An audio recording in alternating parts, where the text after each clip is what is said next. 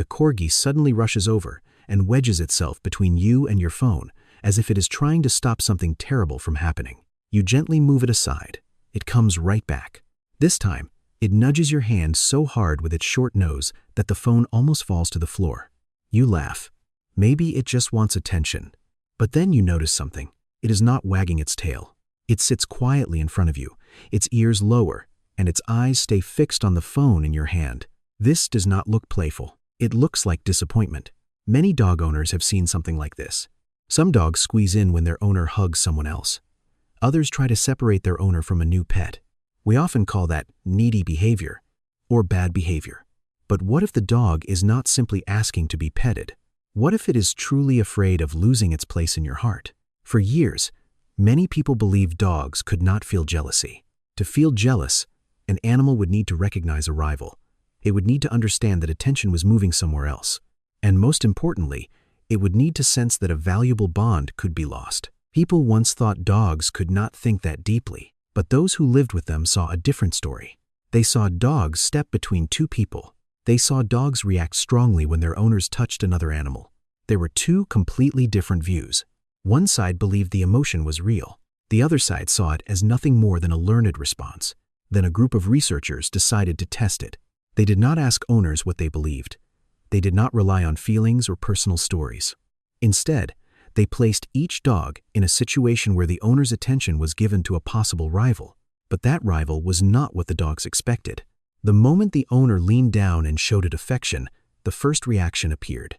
One dog jumped to its feet. Another pushed into the space between them.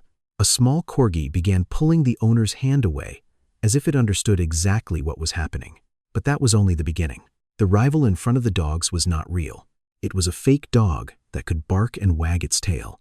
But the dogs did not know that. From their point of view, their owner was giving affection to another animal. The reaction came almost at once. Some dogs pushed their heads between the owner and the fake dog. Some used a paw to pull the owner's hand back. A few let out soft, uneasy whines. They were not focused on the toy. They were looking straight at their owner, as if waiting for one simple sign, a sign that their place was still safe. But the researchers did not rush to a conclusion. A dog might react because it simply wants attention. It might also become upset by anything that keeps the owner's hands busy. So they introduced a second situation. The owner turned toward an object that did not look like an animal. They spoke to it and touched it almost the same way. This time, most of the dogs stayed calmer. Then the owner picked up a book and began reading out loud. The dogs quickly lost interest. The difference was hard to ignore.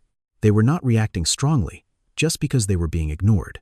They reacted when the owner's attention went to something they believed was another dog. That was the first important turning point. But a new question appeared.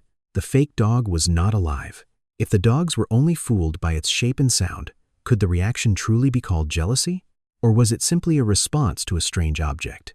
To understand more, the researchers watched the smaller details. The dogs did not only look at the rival. They kept looking back at their owner. They searched the owner's face and waited for attention. When the owner touched them, many of the dogs calmed down almost immediately. It seemed they did not need the rival to disappear. They needed to know the bond was still safe. If you have ever seen a Corgi push between you and another pet, do not be too quick to call it selfish. Watch the eyes. Watch the body. Notice how it tries to find your hand. Small signals can say more than barking ever could. But behavior alone was still not enough. A dog can learn that pushing in leads to petting.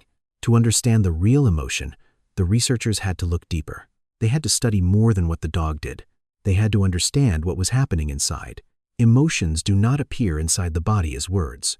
They appear through changes in heart rate, tension, and stress.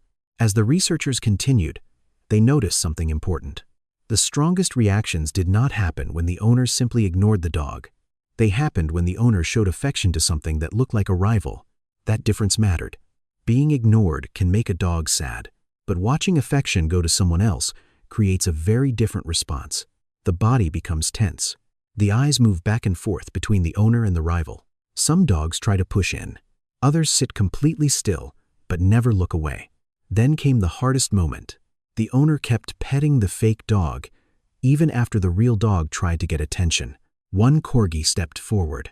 It pushed its head between the owner's hands. The owner gently moved it aside.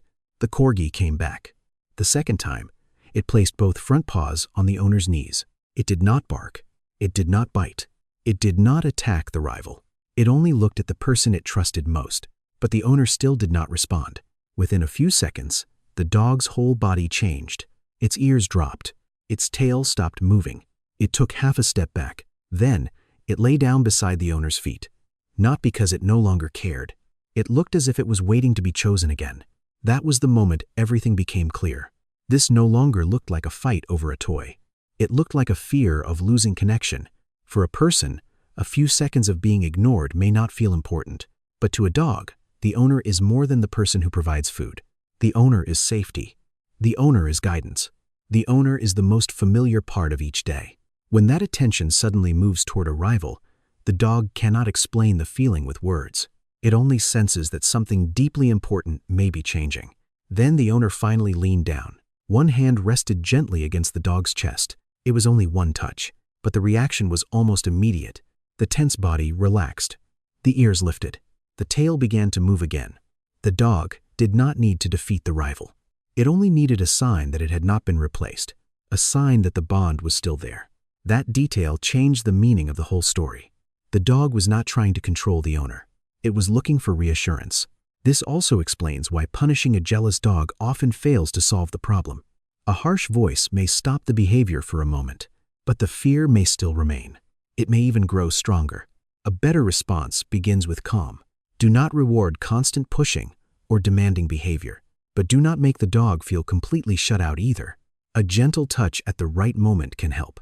So can a little one-on-one time. A steady routine can also make a big difference. These small things can keep uncertainty from turning into stress. If you enjoy stories that help you see Corgi behavior in a new way, keep following Corgi Corner. Because the important question is not only whether dogs feel jealous, the more important question is how we should respond. The answer is not to give the dog everything it wants. It is also not to push the dog away. The goal is to help it understand that love does not disappear just because attention is being shared. When a Corgi steps between you and someone else, stay calm. Do not yell. Do not laugh and accidentally encourage the behavior. Ask the dog to sit or lie down. When it settles, offer a calm touch, a short word of praise, or a small reward. That teaches the dog that calm behavior brings connection. Pushing does not. Loud barking does not. If a new pet or a new baby joins the home, do not change the dog's entire routine in one day. Keep the usual meal times. Keep the usual walks. Keep a few minutes of private time with the dog. Familiar habits help the dog understand that the world is still safe. Then introduce the change one step at a time. Whenever the dog stays calm near the new family member, create a positive moment. Offer praise. Give a small treat. Over time, something that once felt threatening can begin to feel safe. But there is an important line that should never be ignored. If the dog growls, blocks the way, lunges, or tries to bite, it is no longer a cute moment for a video. It is a real sign of stress. Create safe distance and seek help from someone trained in dog behavior. Do not force the dog closer. Do not punish it while it is afraid. Silence, after a harsh correction, does not mean the problem is gone. It may only mean the fear has been pushed deeper. In the end, the Corgi in that moment did not need to defeat a rival. It only needed to know it was still seen. When the owner's hand came down, the dog's body relaxed. Its tail began moving again. Then it settled beside the owner's feet, calm once more. That moment shows what matters most. Jealous behavior in dogs should not be made into something cute and romantic, but it should not be mocked either. It is a signal. It is a reminder that trust needs stability, clear limits, and the right kind of affection. The next time your Corgi pushes between you and your phone, pause before you react. It may not be trying to control you. It may be asking one very simple question. Do I still matter? And sometimes, a gentle touch and one clear rule are the best answer. Follow Corgi Corner to keep learning what your Corgi may be trying to say without words.